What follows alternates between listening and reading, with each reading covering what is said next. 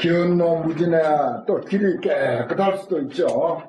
길에 먼지가 하나도 없는 것을 보면은 그때는 또한 마땅히 중생들이 상행대비하여 항상 대비심을 행해서 대비를 행해서 기심이 윤택하기를 원하라. 이 길은 어떻게 누가 청소를 잘했는가, 물도 뿌렸고 먼지도 하나 없고 휴지도 하나도 없구나. 그냥 그것만 볼 것이 아니라 이 길과 같이 모든 중생들이 항상 대자비행을 행해가지고서 그 마음이 윤택해졌습니다. 이 길과 같이 이렇게 윤택해졌으면 얼마나 좋을까, 이런 마음을 가지라는 겁니다. 얕겐 험없는 그 반대로 험한 길을 이제 보게 되죠. 그때는 당원 중생이 주 정곡게 바른 법의 세계에 주해서 이 죄난 모든 죄난을 떠나기를 원할지입니다. 그 다음에 살림입니다.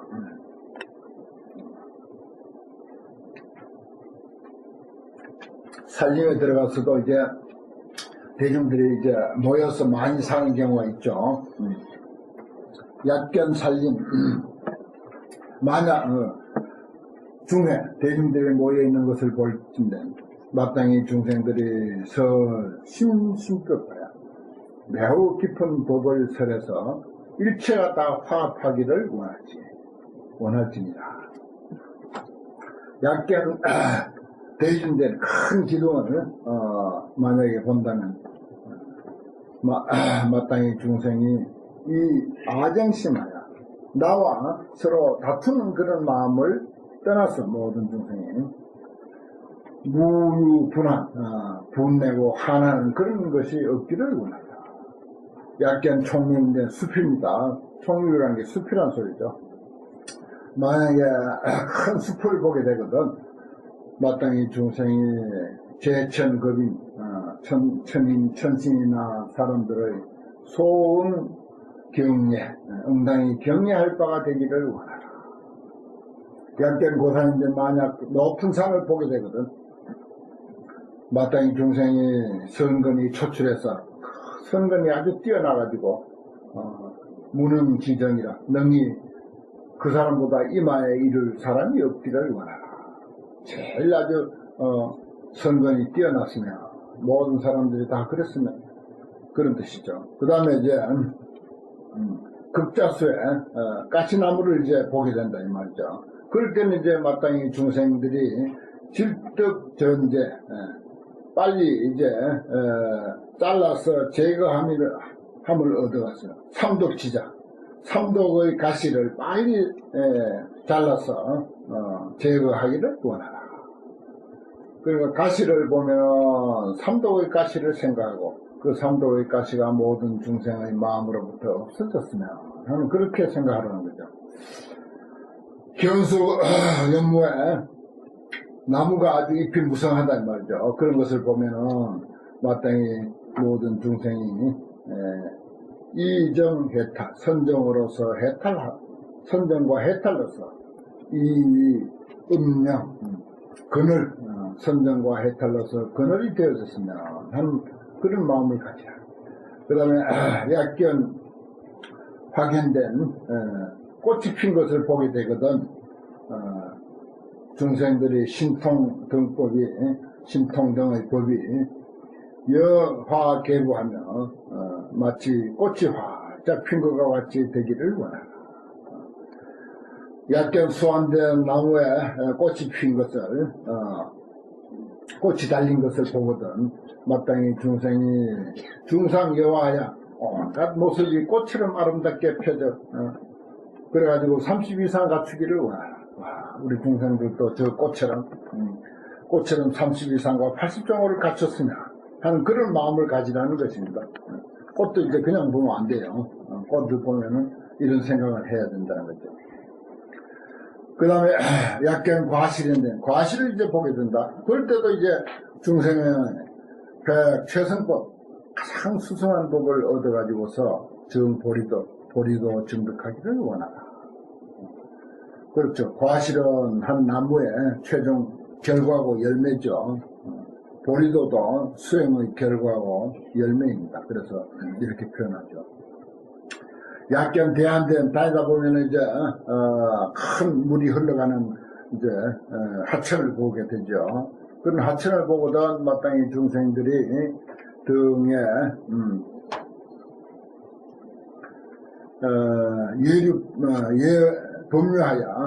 법류에 참여해서 법의 흐름에 참여해서 입불지에 부처의지에 들어가기를 원하라.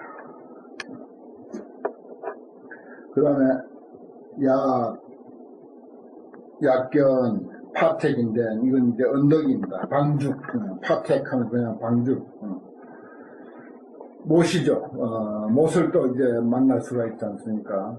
못을 만나게 되거든 마땅히 중생이 질오제불의 일미지법 모든 부처님의 일미의 법을 빨리 깨닫기를 원하라. 약견 지손된 요건 이제 못 이건 이제 아까 파택은 작은 못이라면 요건 이제 지손은 조금 큰 못이죠. 못을 보고도 마땅히 중생이 만족하여 말하는 그 업이 만족해서 교능 연설 잘 능히 연설하기를 원하라. 약견 걱정인데 요건 이제 또 우물이죠. 만약 우물을 보거든 다운 중생이 구족 변제하여 변제를 구족해가지고서 일체법 연설하기를 원하라. 물하고는 보면은 전부 이제 법을 설하는 것하고 연관이 있습니다. 물 한 방울이 부처님의 법의 물 한 방울로 그렇게 해서 우리의 그 정신의 영혼의 그 생명을 살리는 것으로 그렇게 이제 표현이 되기 때문에 그래서 이제 물은 의뢰의 부처님의 가르침, 부처님의 법으로 상징이 되죠. 용천, 약견 용천인데 물이 막 샘이 솟는 것을 이제 볼 수도 있죠. 그럴 때도 마땅히 중생들이 방편이 증강해서 방편이 자꾸 드러나와서 선근이 다함이 없기를 원하며 약견 교동된 다리를 보게 된다. 강을 건너는 다리를 보게 되거든 마땅히 중생이 광도 일체를 능히 일체 제도하기를 유여교량 다리와 같이 다리로 비유를 하죠. 이 언덕에서 저 언덕으로 건너간다고 하는 것 같이 일체 중생을 이제 널리 제도하는데 다리와 같기를 이제 모든 중생이 일체 중생의 다리가 되기를 원하라. 얕게 유선된 흐르는 물을 만약 보게 되거든 마땅히 중생이 즉 선의욕하여 선의욕을 얻어서 세제 혹구 미혹과 미혹의 때를 씻어 제거하기를 원하라. 그렇습니다. 선의욕 참 이게 중요한 말이죠. 사람은 의욕이 있어야 되고 그 의욕은 선의욕이어야 된다. 그 말입니다. 선의욕을 얻어야 돼요. 물이 저렇게 아주 열심히 흘러가잖아요. 생명력이 넘치죠. 여기 약견 유수 그랬습니다. 흐르는 물을 볼 때 야 저렇게 물이 힘차게 흘러가듯이 우리도 의욕이 넘쳐야 된다. 무슨 의욕? 선의욕, 좋은 일, 자기 발전을 위하고 다른 사람에게 보탬이 되고 뭔가 남에게 도움이 되고 필요한 그런 그 사람으로서 좀 열심히 살고자 하는 그런 그 의욕, 선의욕입니다. 그래서 혹구 모든 혹구를 씻어 제하기를 원하라. 그 다음에 견수 원포에 요건 이제 동산이에요. 숫자는 다듬는다, 손질한다 그런 뜻이죠. 동산을 이제 다듬는 것을 볼 때 마땅히 중생이 오욕원포 중에 오욕의 동산 가운데 운제 애착 애착의 풀을 운제 말하자면 김을 매서 다 제거하기를 원하라.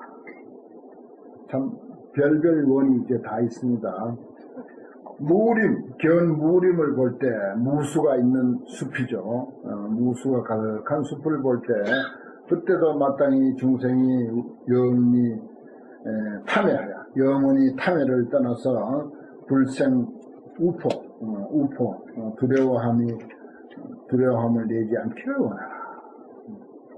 무림이니까 근심이 없는 숲이니까 무수나무 밑에서 이야기했죠.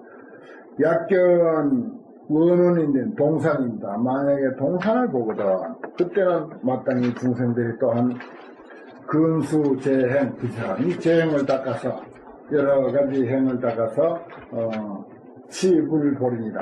부처님의 깨달음의 길에 나아가기를 원한다. 그 다음에 대인관계입니다. 대인관계. 음식이네, 견 음식이네, 아주 치장을 잘하고 옷을 잘하고 화장을 잘했다든지 하는 그런 사람을 볼 경우가 있습니다. 필요한 거죠. 그럴 때도 저 사람 참 옷을 오늘 정말 돈 좀 들여서 제대로 빼입었구나. 이럴 때도 어떤 생각을 해야 되느냐.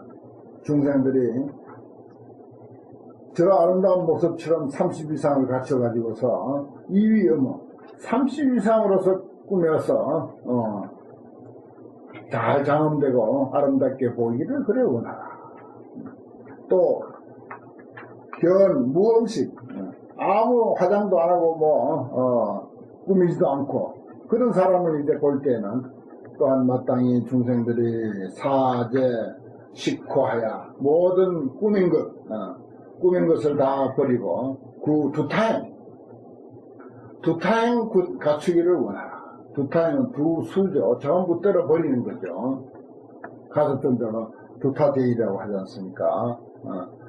꾸민 사람을 보면 모든 중생이 30 이상을 갖춰서 아름다웠으면 또 꾸미지 않은 사람을 보면 또 모든 중생이 모든 쓸데없는 그런 거 허치장 그거 다 버리고 두타행을 좀 갖췄으면 어떤 모습을 보더라도 다 법하고 연계를 시켜서 이렇게 중생을 생각하는 그런 내용입니다. 그 다음에 낙착이네.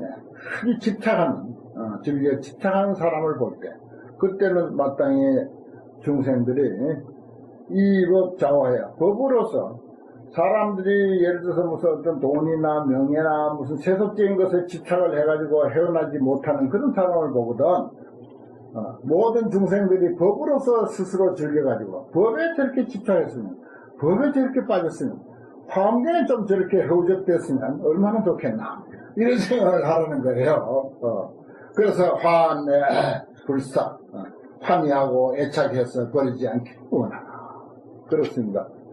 집착하는 사람을 보면 무엇이든지 너무 속된 것에 집착하는 사람을 보거든 중생들이 그렇게 이제 되기를 원하라. 또 무낙착에 그 반대로 아무 집착이 없는 사람을 볼 때 그때는 마땅히 중생들이 유의사중에 유의의 일 가운데서 신무소락이라 마음에 즐겨하는 바가 없기를 원하라. 집착이 없으니 그거 참 잘됐다. 또 집착이 있는 사람은 참 그거 잘됐다. 법에 저렇게 집착해야지. 집착 없는 사람을 보면 참 집착 없어서 잘됐다. 모든 허망한 유의사 세상사 끝까지 집착할 게 아무것도 없지 않느냐. 그렇게 생각해라. 신무소락 마음에 즐거워하는 바가 없기를 원하라. 환락이네.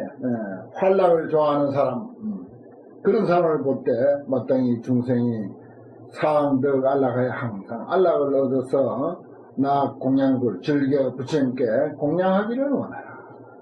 그 다음에 고뇌인 아주 고뇌하는 사람을 볼 때는 마땅히 중생이 근본지하야 근본지를 얻어가지고 본래 갖춘 지혜를 얻어가지고서 멸제 중고 온갖 고통 소멸하기를 원하라.